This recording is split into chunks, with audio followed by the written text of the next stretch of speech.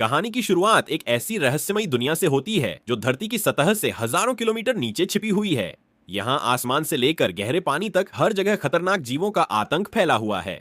इसी दुनिया में हमें इसका रक्षक किंग कंग दिखाई देता है, जो एक छोटे बंदर के साथ झील के किनारे पहुंचा है, लेकिन उसे जरा भी अंदाजा नहीं होता कि वह पहले से बिछाए गए जाल के बिल्कुल करीब आ चुका है। छोटे बंदर को अचानक महसूस होता है कि झील के अंदर कोई बड़ा खतरा छिपा हुआ है। फिर भी वह जानबूझकर कंग को पानी में उतरने के लिए उकसाता है, मगर उसकी ये चालाकी कंग से छुप नहीं पाती। वह हल्का सा हवा को सूंघता है और तुरंत समझ जाता है कि आज उसे अच्छा शिकार मिलने वाला है। इसके बाद कंग बिना कुछ बोले सीधे झील में उतर जाता है और आराम से नहाने लगता है। उधर छोटा बंदर डर जाता है कि कहीं उसकी सच्चाई सामने न आ जाए, इसलिए वह पानी पीने का नाटक करने लगता है। तभी अचानक एक अजीब और खतरनाक जीव तेज रफ्तार से उनकी ओर बढ़ने लगता है। नहाते वक्त कंग को भी खतरे का आभास हो जाता है। जैसे ही वह पीछे मुड़कर देखता है, एक विशाल ड्रैगन अपना मुंह खोलकर उस पर हमला कर देता है। यह देखकर छोटा बंदर समझ जाता है कि उसकी योजना काम कर गई है और वह तुरंत किनारे की ओर भागने लगता है ताकि खुद को बचा सके। लेकिन कंग जमीन का ही नहीं, पानी का भी ताकतवर योद्धा है। ड्रैगन उसे खींचकर झील के अंदर ले जाता है, मगर उसे अंदाजा नहीं होता कि गुस्से में कंग कितना भयानक साबित हो सकता है। कुछ ही देर बाद कंग उस ड्रैगन का कटा हुआ सिर लेकर वापस आता है और उसे छोटे बंदर के सामने पटक देता है। यह देखकर बंदर डर से कांपने लगता है और सोचता है कि अब उसकी बारी है, लेकिन कंग उसे कुछ नहीं कहता, बल्कि अपनी कुल्हाड़ी उठाकर उसे आगे बढ़ने का इशारा करता है। असल में किंग कंग हजारों सालों से इस दुनिया में अकेला भटक रहा था और अपने जैसे किसी को ढूंढ रहा था। वह अक्सर भूखा रहता और यहाँ के खतरनाक भेड़िए उसे दौड़ा दौड़ा कर परेशान करते थे। जब सैकड़ों भेड़िए उसके पीछे पड़ जाते, तब वह छलांग लगाकर किसी तरह अपनी जान बचा लेता। लेकिन इस बार भेड़ियों का झुंड पीछे हटने को तैयार नहीं था। वे लगातार उसे घेरने की कोशिश करते रहे। आखिरकार जब सामने गहरी खाई आ गई और बचने का कोई रास्ता नहीं बचा, तब वह पलटा और लड़ने के लिए तैयार हो गया। भेड़िए सोच रहे थे कि इस बार शिकार आसान होगा, लेकिन उन्हें क्या पता था कि कंग पहले से ही जाल बिछाकर बैठा है। जैसे ही एक भेड़िया उस पर झपटा, तुरंत जाल एक्टिव हो गया और वह सीधे ट्रैप में फंस गया। गड्ढे में गिरते ही नुकीले लकड़ी के भाले उसके आर पार निकल गए। सही मौका देखते ही कंग ने पेड़ का भारी तना उठाकर गड्ढे में फेंक दिया। जैसे जैसे जाल एक्टिव होते गए, पहाड़ से बड़े बड़े पत्थर लुढ़कते हुए नीचे आने लगे और भागते हुए भेड़िए वहीं फंसते चले गए। धुआं साफ होने के बाद भी कुछ जिंदा बचे भेड़िए पीछे हटने को तैयार नहीं थे। गुस्से में कंग ने एक भेड़िए की लाश उठाई और उसे दो टुकड़ों में फाड़ दिया। यह देखकर बाकी भेड़िए डरकर वहां से भाग गए। हालांकि शिकार मिल गया था, फिर भी कंग के चेहरे पर खुशी नहीं थी, क्योंकि उसके सड़े हुए दांत का दर्द उसे बहुत परेशान कर रहा था। तभी एक छिपकली छुपकर मांस का टुकड़ा उठाकर भागने लगती है। कंग उसे पकड़ने के लिए दौड़ता है, लेकिन तभी उसका ध्यान दूर से आती एक आवाज पर चला जाता है। घाटी से आती उस दहाड़ को सुनकर उसे लगता है कि शायद कोई अपना उसे बुला रहा है, इसलिए वह तुरंत उस दिशा में भागता है। लेकिन वहां पहुंचकर उसे सिर्फ एक अजीब सा मेंढक मिलता है जो उसी तरह की आवाज निकाल रहा होता है। सालों तक भटकने के बाद भी वह अकेला ही रहता है और यही खालीपन उसे अंदर से तोड़ता रहता है। आखिरकार दांत के दर्द से परेशान होकर वह इंसानों की दुनिया में पहुंचता है और मदद की उम्मीद में एक पहाड़ी पर गिर जाता है। तभी कुछ वैज्ञानिकों की नजर उस पर पड़ती है। डर के कारण वे उसे भारी मात्रा में एनेस्थीसिया देकर बेहोश कर देते हैं। इसके बाद शहर के मशहूर डेंटिस्ट को बुलाया जाता है, जो बिना समय गंवाए उसके सड़े हुए दांत को निकालने की तैयारी करता है।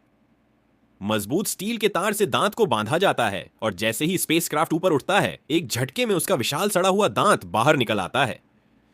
जब कंग को होश आता है तो वह देखता है कि उसका पुराना दांत अब एक मजबूत टाइटेनियम दांत से बदल दिया गया है। इस नए दांत के साथ वह खुद को पहले से ज्यादा ताकतवर महसूस करता है। तभी लैब में अचानक उसकी दुनिया से एक इमरजेंसी सिग्नल आता है जो सभी को चौंका देता है।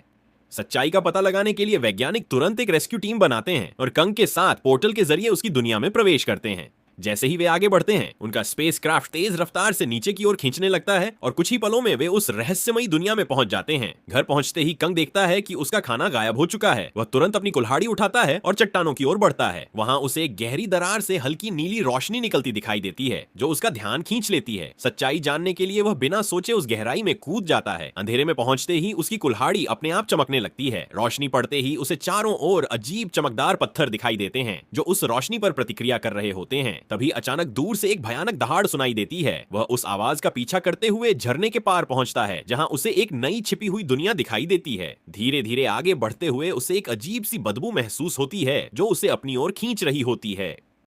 अचानक उसके सामने एक विशाल और डरावना साया उभरता है। कंग तुरंत अपनी कुल्हाड़ी उठाकर मुकाबले के लिए तैयार हो जाता है, लेकिन जैसे जैसे वह साया पास आता है उसका आकार छोटा होने लगता है और जब वह सामने आता है तो सच्चाई कुछ और ही निकलती है। वह कोई राक्षस नहीं बल्कि एक छोटा सा मासूम पीले बालों वाला बंदर होता है। हजारों सालों में पहली बार अपने जैसा कोई देखकर कंग हैरान रह जाता है। वह तुरंत अपना हथियार नीचे रख देता है और दोस्ती के लिए हाथ आगे बढ़ाता है, लेकिन छोटा बंदर डर के कारण उसे काट लेता है और भागने लगता है। कंग उसे इतनी आसानी से जाने नहीं देना चाहता और उसके पीछे दौड़ पड़ता है। तभी अचानक उसके पीछे एक डरावना साया खड़ा हो जाता है। वह मुड़कर देखता है तो पाता है कि एक विशाल गंजा गोरिल्ला उसके सामने खड़ा है। इससे पहले कि वह कुछ समझ पाता, दो लंबे हाथों वाले गोरिल्ला पीछे से आकर उसे जमीन पर गिरा देते हैं। गंजे गोरिल्ला की मुस्कान साफ बता रही थी कि वे लड़ाई के इरादे से आए हैं। कंग भी अब पीछे हटने वाला नहीं था। उसने तुरंत एक बड़ा पत्थर उठाकर गोरिल्ला पर दे मारा। गुस्से में गोरिल्ला उस पर हमला करता है, लेकिन कंग अपनी ताकत और चालाकी से एक एक करके सभी को गिरा देता है, यहाँ तक कि गंजा उसकी कुल्हाड़ी उठाकर भी कुछ नहीं कर पाता और जमीन पर गिर जाता है। तभी छोटा बंदर फिर से हमला करने की कोशिश करता है, लेकिन कंग उसे पकड़ लेता है और उसी को हथियार बनाकर बाकी गोरिल्लाओं को पीट देता है। हालांकि वे जानते थे कि वे कंग का सामना नहीं कर सकते, फिर भी वे बारी बारी से उस पर हमला करते रहते हैं। इसी बीच एक बंदर गलती से खाई में गिर जाता है। कंग तेजी दिखाते हुए उसे पकड़कर ऊपर खींच लेता है, लेकिन वह एहसान मानने की बजाय उस पर हमला कर देता है। यह देखकर कंग गुस्से में उसे फिर से खाई में फेंक देता है। यह सब देखकर गंजा डर जाता है और भागने लगता है।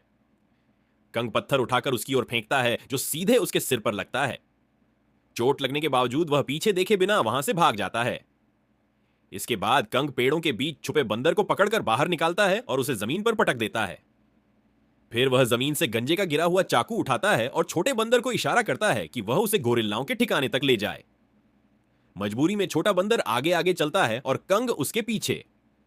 जैसे जैसे वे अंदर जाते हैं उन्हें कई खतरनाक जानवर दिखाई देते हैं। यह जगह शांत जरूर लगती है, लेकिन हर कदम पर खतरा छुपा होता है। छोटा बंदर बचने के लिए उसे एक ऐसे इलाके में ले जाता है जहां एक विशाल ड्रैगन रहता है, लेकिन कंग के सामने उसकी यह चाल ज्यादा देर नहीं टिकती। कंग कुछ ही समय में उस ड्रैगन को मार गिराता है और आराम से उसे खाने लगता है। छोटा बंदर पास आना चाहता है, लेकिन डर के कारण हिम्मत नहीं कर पाता। कंग उसकी हालत समझकर खुद ही मांस का टुकड़ा तोड़कर उसकी ओर बढ़ाता है, फिर भी बंदर भरोसा नहीं करता। यह देखकर कंग गुस्से में मांस जमीन पर फेंक देता है। भूख से मजबूर बंदर आखिरकार उसे खाने लगता है और धीरे धीरे उसका नजरिया बदलने लगता है। वह समझने लगता है कि कंग उतना बुरा नहीं है जितना उसने सोचा था। धीरे धीरे दोनों के बीच एक अजीब सा रिश्ता बनने लगता है, जैसे कोई पिता अपने बच्चे के साथ वक्त बिता रहा हो। लेकिन उन्हें अंदाजा नहीं होता कि जैसे जैसे वे आगे बढ़ रहे हैं, खतरा भी तेजी से उनकी ओर आ रहा है। जैसे ही वे और गहराई में पहुंचते हैं, कंग अपने जैसे कई बंदरों को देखता है, लेकिन उनकी हालत बेहद खराब होती है। वे सभी गुलामी में जी रहे होते हैं और उनकी जिंदगी किसी नर्क से कम नहीं होती। इसी दौरान एक बूढ़े बंदर से गलती से पत्थर गिर जाता है, जिससे गुस्से में गोरिल्ला उसे मारने लगता है। यह देखकर कंग खुद को रोक नहीं पाता और अपनी कुल्हाड़ी जमीन पर मारकर उसे बचा लेता है। तभी वहां का पहरेदार गुस्से में कंग की ओर दौड़ता है और उसे चेतावनी देता है, लेकिन उसी वक्त भागा हुआ गंजा यह सब देख रहा होता है। वह तुरंत जाकर वहां के राजा स्कार किंग को सब बता देता है। स्कार किंग यह सुनते ही गुस्से से भर जाता है। जैसे ही वह अपने सिंहासन से उठता है, रास्ते में आने वाले सभी बंदर उसके सामने झुक जाते हैं, लेकिन कंग बिना डरे वहीं खड़ा रहता है। स्कार किंग उसे ध्यान से देखता है और उसके स्टील के दांत पर हंसता है, लेकिन अगले ही पल वह अपना गुस्सा निकालने के लिए एक बंदर को लात मारकर उबलते लावा में फेंक देता है। यह देखकर कंग का गुस्सा चरम पर पहुंच जाता है। अब वह चुप नहीं रह सकता था। स्कार किंग अपनी ताकत दिखाने के लिए अपने कंधे से हथियार निकालता है और